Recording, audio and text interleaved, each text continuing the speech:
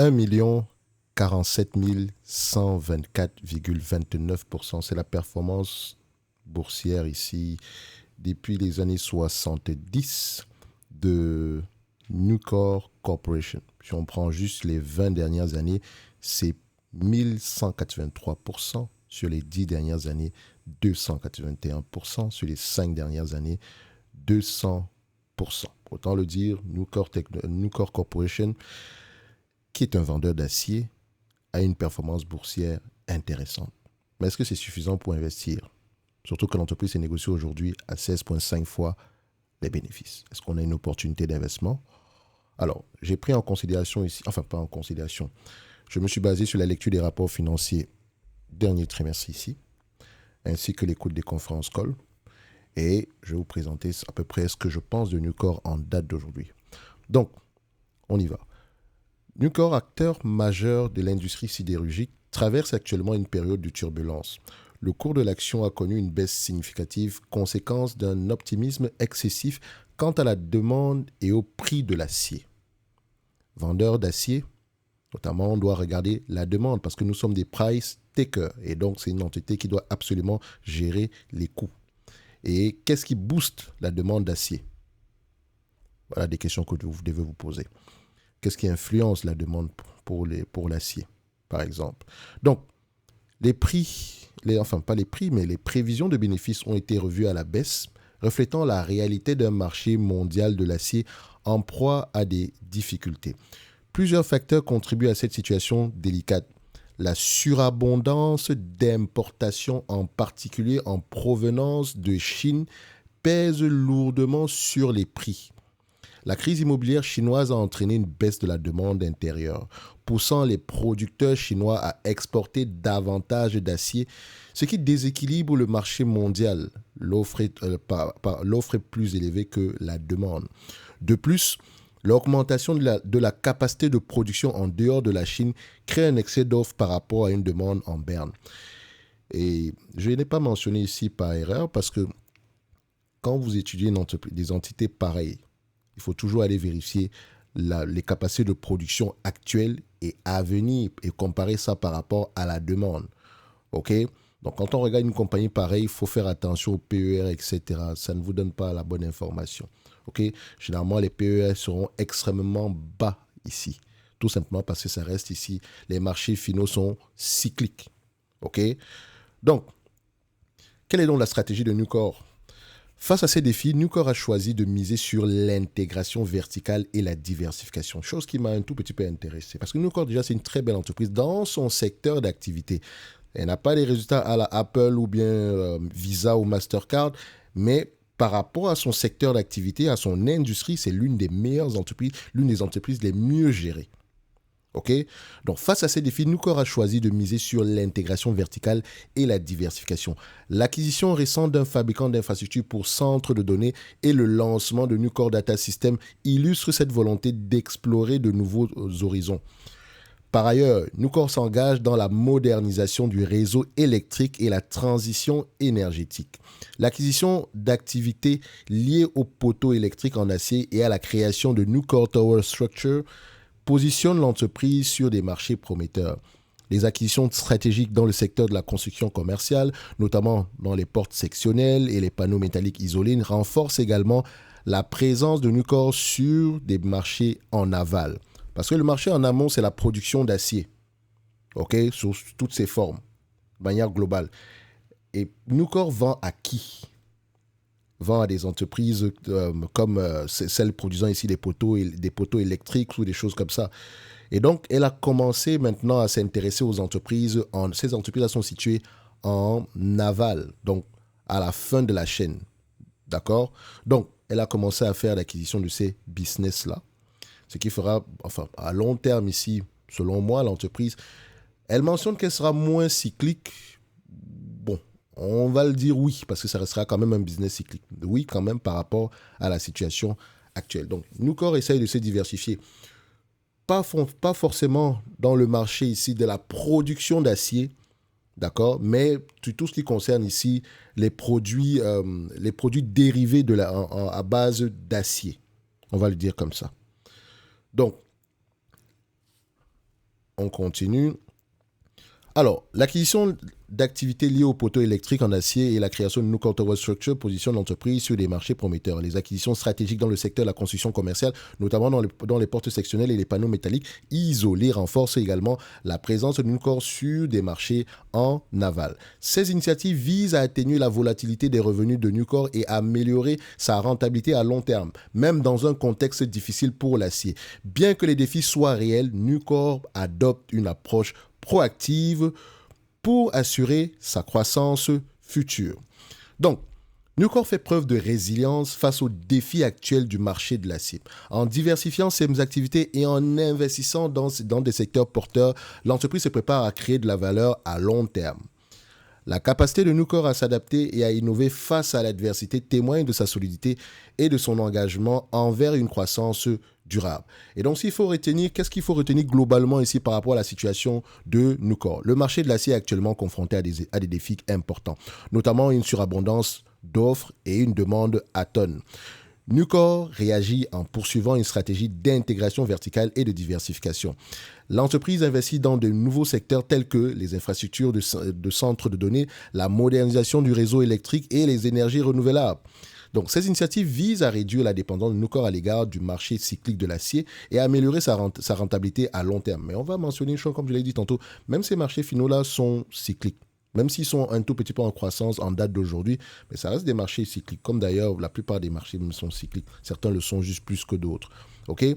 Donc, malgré les défis actuels, Nucor se positionne pour une croissance durable grâce à son adaptabilité et à sa capacité d'innovation. Maintenant, si on regarde à peu près le prix de l'action, enfin pas le prix, mais si on essaye de valoriser ce business-ci, je vais vous dire une chose.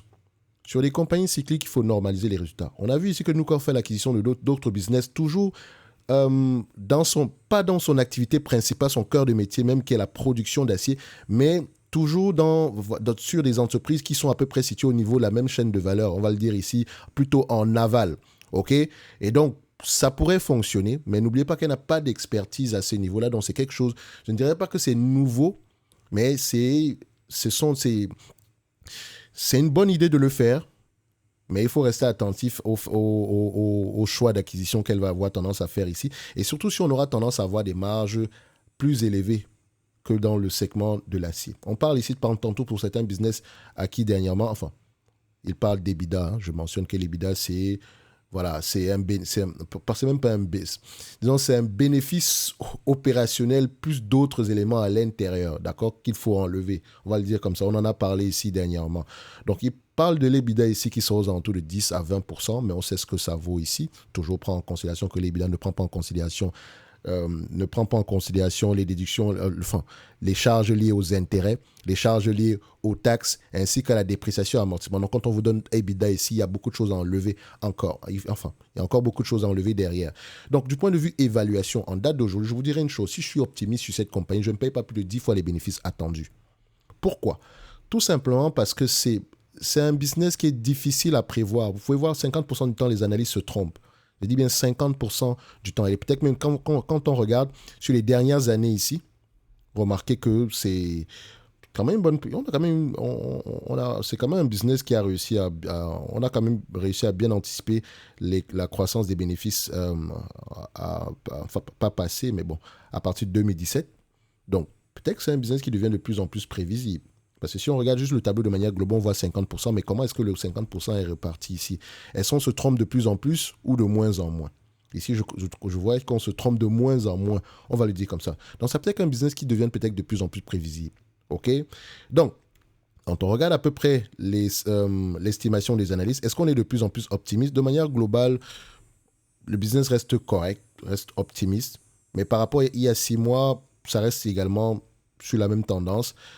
Par rapport à 2025, ici, on a une légère réduction. Par rapport à 2024, on a également une grosse réduction, littéralement. Donc, il faut faire attention sur ce genre de business. C'est une belle entreprise, encore une fois, je le répète, dans son secteur d'activité. Donc, si je vais évaluer du Nucor, je vais faire simple. Je ne me casse pas beaucoup la tête. OK? Les revenus moyens des 10 dernières années, même si je sais que l'entreprise a changé entre-temps, avec les différentes acquisitions, etc., c'est 22 milliards. OK? C'est 21 milliards, je vais mettre à 22 milliards, on va l'arrondir à 22 milliards. OK? De toute façon, on gagne plus aujourd'hui. Ensuite, en termes de marge net, c'est un business ici, c'est de l'acier, donc c'est un business à capital intensif. Il y a de fortes chances que le bénéfice net égale à free cash flow. OK? Et donc, quand on regarde même ce business du point de vue free cash flow, elle a toujours gagné de l'argent. Elle a rarement perdu de l'argent. Et pour une compagnie qui vend de l'acier, c'est exceptionnel. C'est une bonne chose. OK? Donc, ici, en termes de marge, on voit qu'en moyenne, c'est un business qui a des marges aux alentours de 6%. Sur les 20 dernières années, c'est 6%. Aujourd'hui, c'est 13%. Tant mieux si on reste à peu près à ces niveaux-là. Mais comme vous pouvez le constater ici, par rapport au dernier trimestre, c'est de moins en moins élevé. On se rapproche de plus en plus du 6%. Donc moi, je commence à prendre 6% aujourd'hui. Je n'ai pas envie de me casser la tête, c'est 6% que je prends. Même si on pourra avoir bien plus que ça, etc. Prenons d'abord le 6%. OK? Donc, qu'est-ce que ça nous donne? Alors, 22 milliards multiplié par 0,06, ça donne à peu près 1 milliard 320. À 15 fois les bénéfices, on obtient combien? 19 milliards 800. C'est une entreprise qui n'est pas endettée et c'est une bonne chose parce que ce genre d'entreprise, dette nette sur EBITDA, personnellement, je veux que ce soit inférieur à 3. Et encore une dette nette normalisée. Attention. Et donc, quand je prends la dette nette ici du point de vue volume par rapport au bénéfice net moyen qu'on a calculé en prenant la moyenne des 22 milliards ici, on a obtenu à peu près 1 milliard 600. Techniquement, on va se dire 1 milliard 300. Le 1 milliard 300 ici peut repayer la dette nette. Donc, on va le laisser ici sans même prendre en considération la dette nette divisé par le nombre d'actions parce qu'on peut repayer la dette nette ici en un an avec uniquement les free cash flow moyens. D'accord? Et on gagne bien plus d'argent en date d'aujourd'hui. Divisé par 245 millions d'actions, ça donne à peu près 81 $. OK? Donc, idéalement, j'aimerais l'avoir aux alentours des 81 $. Est-ce que c'est une entreprise qui mérite d'avoir une place dans n'importe quelle watchlist? En tout cas, pour la mienne, oui. Parce que dans le marché, pour une entreprise qui exerce sur un marché cyclique, avoir un ROIC aux alentours de 10% en moyenne, ça veut dire qu'on fait quelque chose d'exceptionnel. OK? Donc, je prendrai cette compagnie dans ma watchlist. Et si je la rajoute dans la watchlist, on va aller ici, Nucor Technology, boom. Nucor, c'est la consommation ici, c'est Materials, donc Metal and Mining. Donc, on vient là, on prend ça à ce niveau, j'actualise juste la page. OK, donc je mettrai 81 $. Vous m'avez suivi ici au début quand je disais que je ne l'achète pas à plus de 10 fois les bénéfices à venir. Donc, en prenant en considération les prévisions des analystes, OK, qui pourrait se réaliser ou pas, enfin, ça pourrait arriver comme pas du tout. OK? Donc, je préfère déjà me protéger. Au début, idéalement, j'aimerais avoir 80 $ l'action. Mais si je prends avec le 10 fois les bénéfices ici, voilà, extrapolons un tout petit peu, on arrive à peu près à 129 $. Maintenant, à partir de ce moment-ci, qu'est-ce qu'il y a lieu de faire? Je sais qu'il y a une entreprise qui investit massivement pour sa croissance. Ça pourrait fonctionner comme pas du tout. Moi, j'ai besoin de marge de sécurité. Donc, je l'évalue encore comme une compagnie qui vend essentiellement ici de l'acier de manière générale. OK? Et donc, mon intervalle de valeur sera entre 80 et 129 $. Et si on se met à 129 $, on va se dire que l'entreprise est correctement évaluée au prix actuel. Si je décide même de l'acheter en date d'aujourd'hui, je n'irai pas avec une grosse partie de mon portefeuille. Et encore même de manière générale, à 80%, ce n'est pas une entreprise qui prendra à peu près plus de 3% de mon portefeuille. D'accord, je pense même qu'on sera à 2%. Ça, c'est pour moi, parce que ce business reste cyclique. Donc, si j'ouvre une position aujourd'hui, c'est 1%.